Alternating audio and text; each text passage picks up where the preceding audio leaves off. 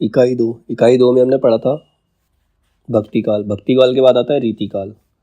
अब रीतिकाल के 3 प्रकरण हैं। पहले प्रकरण में सामान्य परिचय है, ठीक है। दूसरे प्रकरण में रीति ग्रंथकार के कवि हैं, और जो तीसरा प्रकरण है, तीसरे प्रकरण के अंदर आता है रीतिकाल के अन्य कवि। तो 3 प्रकरण हैं इसके अंदर।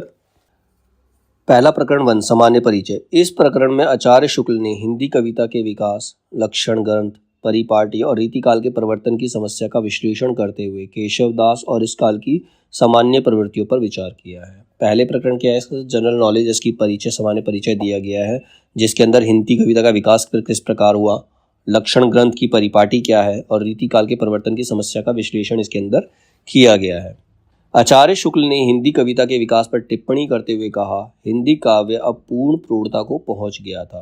प्रौढ़ता मतलब पुराना, मतलब वो पुरानी रीतियों को मतलब रीतिकाल जो थी पुरानी प्रौढ़ता ही थी, पुराना तत्व ही उसके अंदर मेन है। लक्षण ग्रंथ परिपाटी के संदर्भ में आचार्य शुक्ल का मानना है कि हिंदी में लक्षण ग्रंथ की परिपाटी पर रचना करने वाले जो सैकड़ों कवि हुए हैं वे आचार्य कोटि में नहीं आ सकते। मतलब रीतिकाल के जो कवि हैं उनको आचार्य नहीं कहा जा सकता, वे वास्तव में कवि थे। उनमें आचार्यत्व के गुण नहीं थे, आचार्य बनने के गुण उनके अंदर नहीं थे। उनके अपर्याप्त लक्षण साहित्य शास्त्र का सम्यक बोध कराने में असमर्थ है।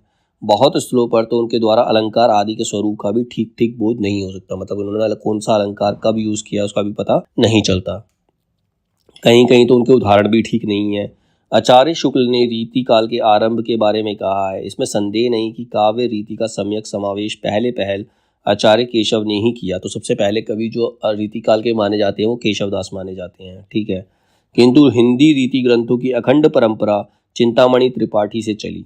मतलब अब जो रीति ग्रंथ है उसकी परंपरा किसने स्टार्ट करी थी, चिंतामणि त्रिपाठी ने। आता है रीति काल का आरंभ उन्हीं से मानना चाहिए। सबसे पहले शुरुआत की थी केशवदास ने, लेकिन उसकी जो परंपरा है उसको आगे ले जाने का कार्य जो किया था वो चिंतामणि त्रिपाठी ने किया था। तो रीतिकाल का आरंभ जो है वो चिंतामणि त्रिपाठी से माना जाता है। अब सबसे पहले केशवदास के बारे में लिखा है। केशव के प्रसंग में यह पहले कहा जा चुका है कि वे काव्य में अलंकारों का स्थान प्रधान समझने वाले चमत्कारवादी कवि थे। वो कहते थे कि जो काव्य है, काव्य के अंदर अलंकारों का जो स्थान है वो सबसे ऊपर होना चाहिए, अलंकार सबसे ऊपर है।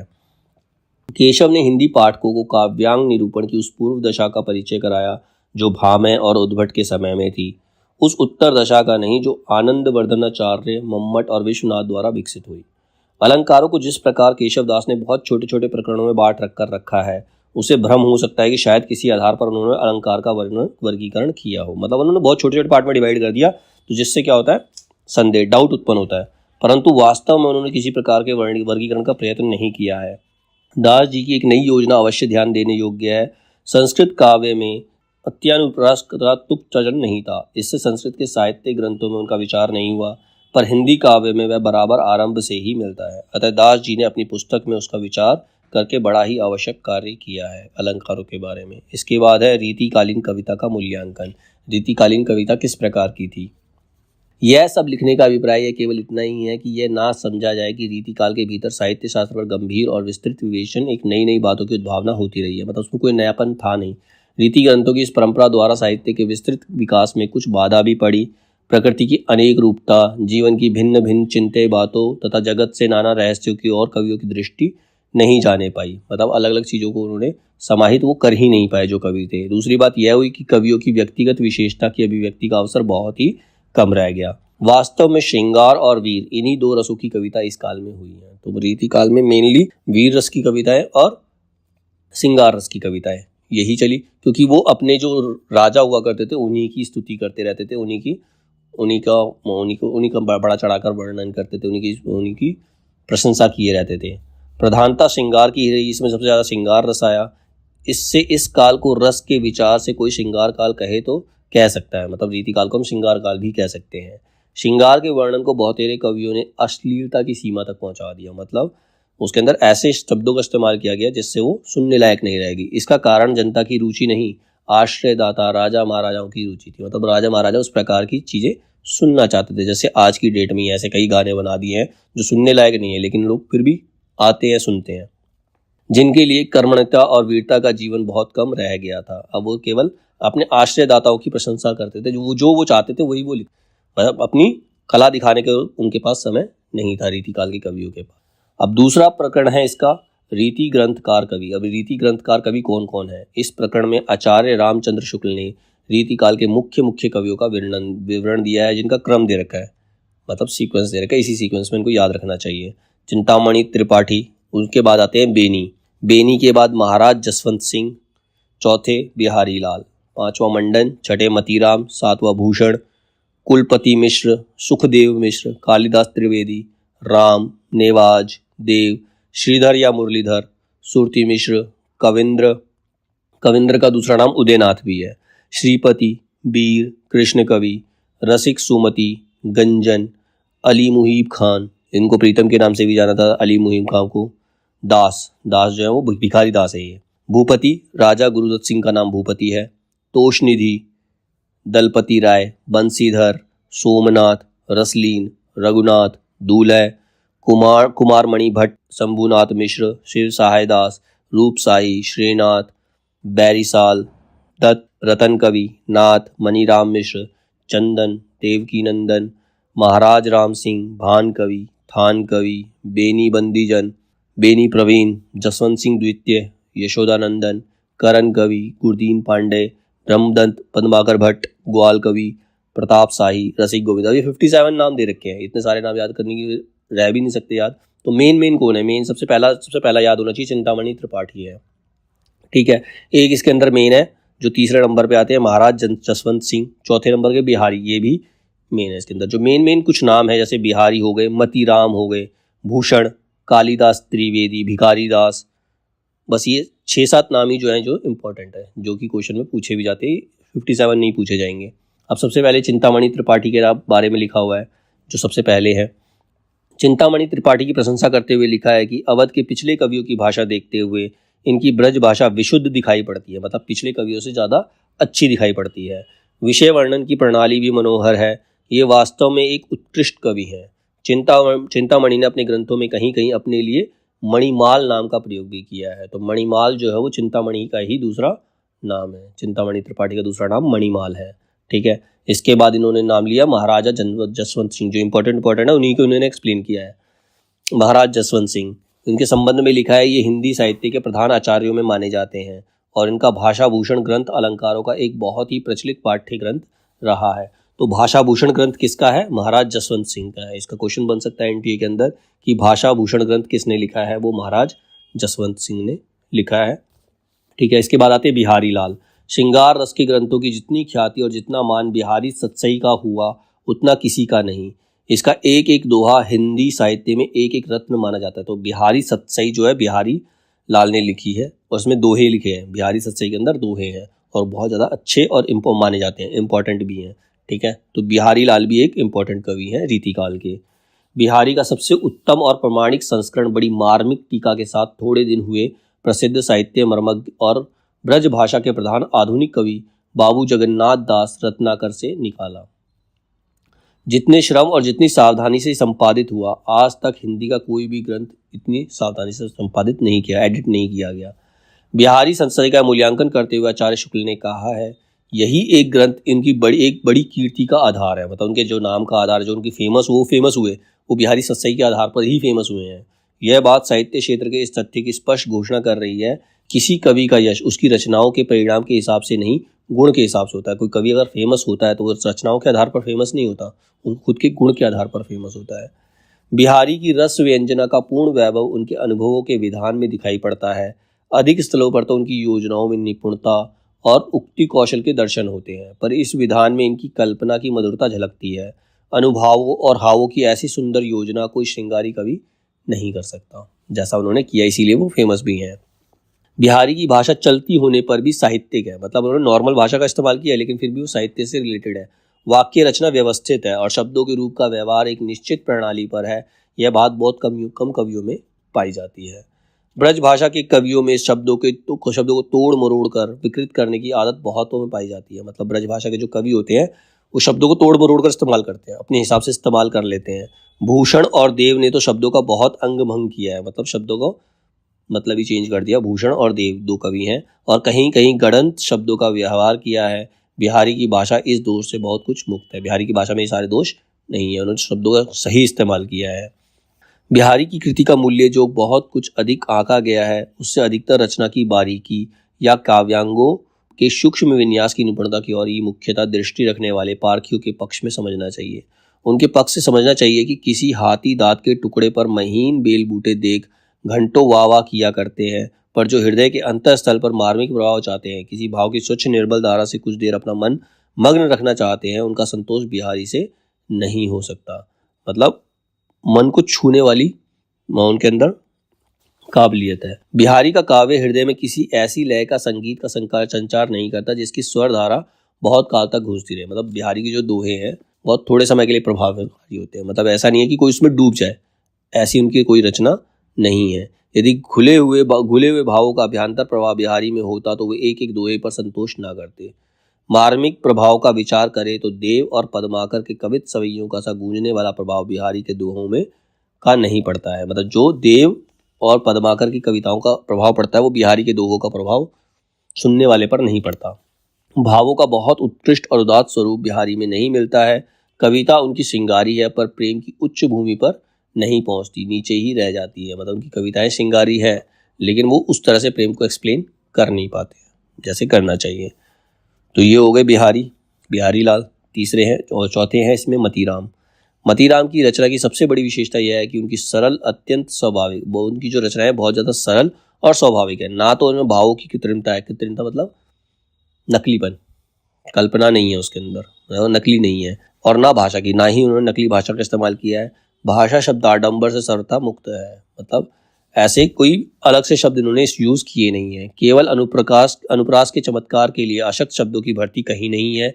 जितने शब्द और वाक्य हैं वे सब भाव व्यंजना से ही प्रयुक्त है।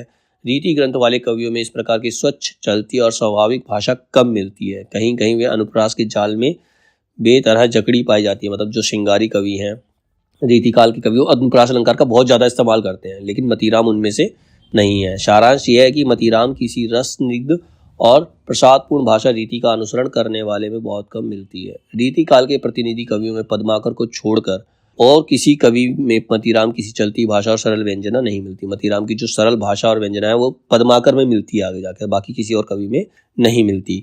बिहारी की प्रसिद्धि का कारण बहुत कुछ वाग्देज्ञ है।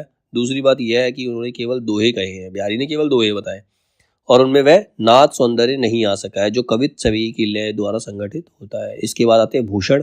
यहाँ इतना ही कहना आवश्यक है कि भूषण वीर रस के ही कवि थे। इधर इनके दो चार कवित श्रृंगार के भी मिले हैं पर वे गिनती योग्य नहीं है। तो मेनली जो है वो भूषण जो है वो वीर रस के कवि है। भूषण के बाद आते हैं देव।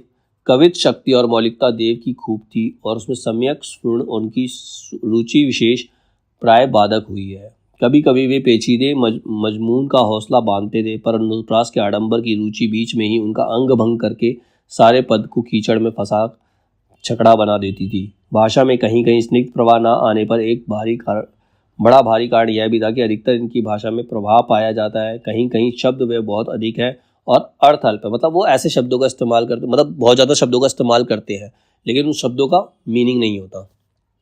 तो देव की विशेषता यही है। श्रीपति, अब इसके बाद श्रीपति आचार्य तत्व के अतिरिक्त कवित्व में इनकी उच्च कोटि का था। इनका जो कविता है इनकी उच्च कोटि मतलब अच्छी थी। रचना विवेक इनमें बहुत ही जागृत और रुचि अत्यंत परिमार्जित थी। झूठे शब्दाडंबर के फेर में ये बहुत कम पड़े थे। अनुप्रास इनकी रचनाओं में बराबर आए हैं पर उन्होंने व्यर्थ का भाव व्यंजना में बाधा नहीं डाली है। अधिकतर अनुप्रास रसानुकूल वर्ण विन्यास के रूप में आकर भाषा में कहीं ओज और कहीं माधुर्य घटित करते पाए जाते हैं। मतलब जो उन्होंने अनुप्रास अलंकार का इस्तेमाल किया है कहीं भाषा में जोश भरने के लिए किया है और कहीं माधुर्य मतलब मीठी बातें लाने के लिए उन्होंने अनुप्रास अलंकार का श्रीपति ने इस्तेमाल किया है। इसके बाद आते हैं भिखारी दास। इनमें देव की अपेक्षा अधिक रस विवेक था। इनका श्रृंगार निर्णय अपने ढंग का अनूठा काव्य है। मतलब ये श्रृंगार रस के अच्छे कवि हैं। उदाहरण मनोहर और सरस है। भाषा में शब्दाडंबर नहीं है। ना ये शब्द चमत्कार पर टूटे हैं ना दूर की सूझ के लिए व्याकुल हुए। मतलब नॉर्मल शब्दों का इन्होंने इस्तेमाल किया है। इसकी रचना कला पक्ष के संयत और भाव पक्ष में रंजनकारिणी है। विशुद्ध काव्य में अतिरिक्त उन्होंने नीति की सूक्तियाँ भी बहुत सी कही हैं जिसमें उक्ति वैचर्य अपेक्षित होता है। देव किसी ऊंची आकांक्षा या कल्पना जिस प्रकार इनमें कम पाई जाती है उसी प्रकार उनकी असफलता भी कहीं नहीं मिलती। मतलब उन्होंने भाषा का बहुत सही इस्तेमाल किया भिखारी दास। फिर आते हैं बेनी प्रवीण। भाषा इतनी बहुत साफ सुथरी और चलती है। बहुतों की भाषा की तरह लद्दू नहीं है। लद्दू का मतलब बहुत ज़्यादा शब्दों का इस्तेमाल करके वो भाषा को बिगाड़ देते हैं। ऋतुओं के वर्णन भी उद्दीपन की दृष्टि से जहाँ तक रमणीय हो सकते हैं किए हैं, जिनमें प्रथानुसार भोग विलास की सामग्री बहुत कुछ आ गई है। अभिसारिका आदि कुछ नायिकाओं के वर्णन बड़े ही सरस हैं। ये ब्रज भाषा के मतीराम ऐसे कवियों के समकक्ष हैं। कहीं कहीं तो भाषा और भाषा के माधुर्य में पद्माकर तक से ये टक्कर लेते हैं। जान पड़ता है श्रृंगार के लिए सवैया ये विशेष उपयुक्त समझे जाते हैं। इसके बाद आते हैं पद्माकर भट्ट, इनको पद्माकर के नाम से भी जानते हैं। मतीराम जी के रसराज के समान पद्माकर जी का जगत विनोद भी काव्य रसिकों और अभिसारी दोनों का कंठाहार रहा है। जगत विनोद मतलब इन्होंने हंसाने के लिए, मनोरंजन के लिए भी कविताएं लिखी है। वास्तव में श्रृंगार रस का सार ग्रंथ सा प्रतीत होता है। इतनी मधुर कल्पना ऐसी स्वाभाविक और हाव भावपूर्ण मूर्ति विधान करती है कि पाठक मानो प्रत्यक्ष अनुभूति में मग्न हो जाता है। मतलब जब पद्माकर की कविताएं जब पढ़ते हैं तो उसमें पूरी तरह से डूब जाते हैं। ऐसे सजीव मूर्ति विधान करने वाले कल्पना बिहारी को छोड़कर और किसी में कवि में नहीं पाई जाती। पद्माकर में तो है, इनके अलावा किसमें है? बिहारी में है। ऐसी कल्पना के बिना भावुकता कुछ नहीं कर सकती, या तो फिर भीतर ही भीतर लीन हो जाती है अथवा असमर्थ पदावली के बीच व्यर्थ फड़फड़ाया करती है। मतलब अगर एक कवि है जो अपनी बातों से किसी को मंत्रमुग्ध ना कर पाए, अपने आप में ना डुबा पाए, प्रत्यक्ष उसको ना ला पाए, तो वो बेकार है। कल्पना और वाणी के साथ जिस भावुकता का संयोग होता है वहीं उत्कृष्ट काव्य के रूप में विकसित हो सकती है। भाषा की सब प्रकार की शक्तियों पर इन कवि का अधिकार दिखाई पड़ता है। कहीं कहीं तो इनकी भाषा स्निग्ध मधुर पदावली द्वारा एक सजीव भाव भरी प्रेम मूर्ति खड़ी करती है। कहीं भाव या रस की धारा बहती है, कहीं अनुप्रास की मिलित झनकार उत्पन्न होती है, कहीं वीर दर्प से शुद्ध वाहिनी के समान अकड़ती और कड़कती हुई पाई। मतलब इनकी भाषा में सारे गुण पाए जाते हैं। मतलब हर चीज ये प्रत्यक्ष कर देते हैं। सारांश यह है कि इनकी भाषा में अनेक रूपता है। मतलब एक तरह की भाषा इस्तेमाल नहीं करते जो एक बड़े कवि में होनी चाहिए। अनेक रूपता मतलब हर प्रकार की भाषा इस्तेमाल कर सकते हैं। भाषा की ऐसी अनुरूपता गोस्वामी तुलसीदास जी में दिखाई पड़ती है। अब इसके बाद आते हैं प्रताप शाही। प्रताप शाही जी का एक कौशल अपूर्व है कि उन्होंने एक रस ग्रंथ के अनुरूप नायिका भेद में क्रम से सब पद रखे हैं, जिसमें उनके ग्रंथ को जी चाहे तो नायिका भेद का एक अत्यंत सरस और मधुर ग्रंथ भी कह सकते हैं। नायिका भेद मतलब नायिका के जितने भाव होते हैं सब कुछ उन्होंने एक्सप्लेन किए हैं। किसने? प्रताप शाही ने। यदि हम आचार्य तत्व और कवित्व दोनों को एक अनूठे संयोग की दृष्टि में विचार करते हैं तो मतीराम, श्रीपति और दास से ये कुछ 20 ठहरते, मतलब उनसे आगे हैं। मतीराम से, श्रीपति से और दास मतलब भिखारी दास है, उनसे आगे ही बैठते हैं। इधर भाषा की स्निग्ध सुख सरल गति, कल्पना की मूर्तिमता, हृदय की द्रवणशीलता मतीराम, श्रीपति और बेनी प्रवीण के मेल में जाती है, तो उधर आचार्य तत्व इन तीनों में भी और दास से भी कुछ आगे दिखाई पड़ता है। इनकी प्रखर प्रतिभा ने मानो पद्माकर के साथ रीतिबद्ध काव्य कला को पूर्णता तक पर पहुंचाकर छोड़ दिया है। मतलब इन्होंने रीतिबद्ध काव्य कला को पूर्णता प्रदान की है प्रताप शाही ने। पद्माकर की अनुप्रास योजना कभी कभी रुचिकर सीमा के बाहर जा पड़ी है। इस भावुक और प्रवीण वाणी में यह दोष कहीं नहीं आने पाया है। इनकी भाषा में बड़ा भारी गुण यह है कि यह बराबर एक समान चलती है। उसमें ना कहीं कृत्रिम आडंबर का अड़ंगा है और ना गति का शैथल्य और ना ही शब्दों की तोड़ मरोड़ है। मतलब किसी प्रकार को उन्होंने छेड़छाड़ शब्दों के साथ नहीं की है। अब मेनली देखा जाए तो इसका सीक्वेंस इंपॉर्टेंट है। सिर्फ इसमें जो मेन कवि बताए इनका सीक्वेंस इंपॉर्टेंट है, तो ये देख लेते हैं। सबसे पहले चिंतामणि के बाद महाराज जसवंत सिंह के बाद बिहारी लाल है, बिहारी लाल के बाद मतीराम के बाद भूषण है, भूषण के बाद देव, फिर श्रीपति, भिखारी दास, बेनी प्रवीण, पद्माकर भट्ट और प्रताप शाही। तो ये जो 10-12 नाम है इनका सीक्वेंस याद करना ज़रूरी है। ये एनटी के हिसाब से इम्पॉर्टेंट है। और इनकी कुछ रचनाएं, जो रचनाओं के नाम दे रखे हैं वो इम्पॉर्टेंट है।